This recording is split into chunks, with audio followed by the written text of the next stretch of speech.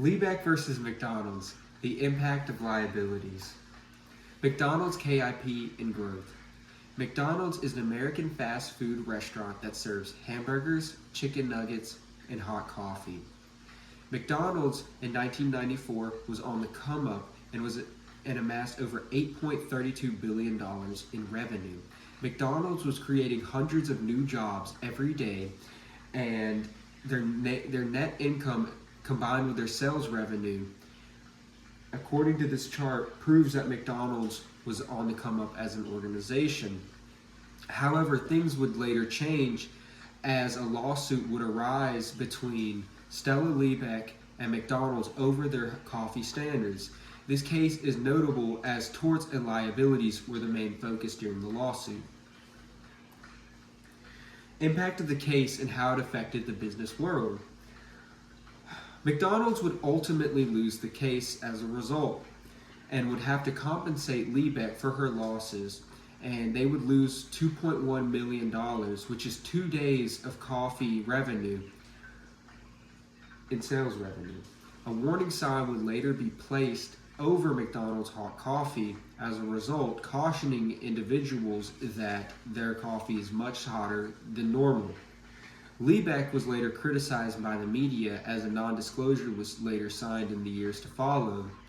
And as a result, the media had a frenzy when they saw that an elderly lady received $2.1 million as a result of her injuries.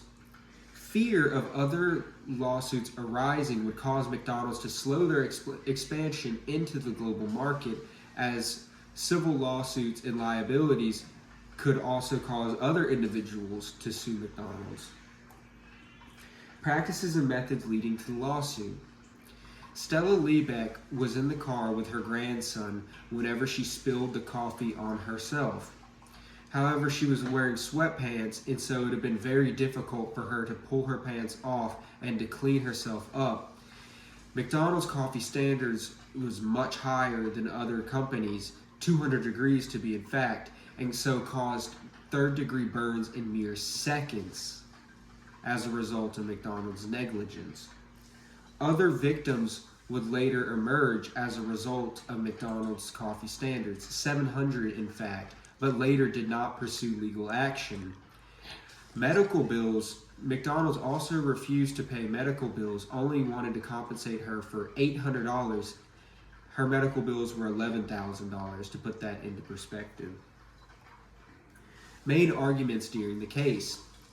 McDonald's argued that temperature did not matter. Temperature was irrelevant. It did not cause Liebeck to suffer the third-degree burns. They accompanied her burns to be a result of her elderly age. However, Liebeck's arguments showed that there were 700 past victims because of McDonald's coffee standards. In court, she also showed that the coffee was too hot and that caused third-degree burns in seconds. It was not a result of her elderly age, as any individual drinking the hot coffee right off the gate would suffer burns down their esophagus. Liebeck's victory. The jury would later side with Liebeck, and it would prove to the court that justice can be served, and the media would have a frenzy as a result.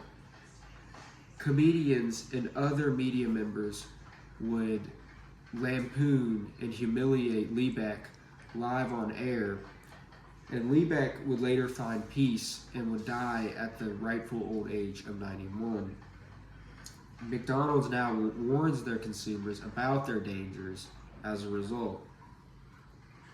The main takeaways was McDonald's warns other individuals now and is much more careful, and people are much more careful and more aware of hot coffee.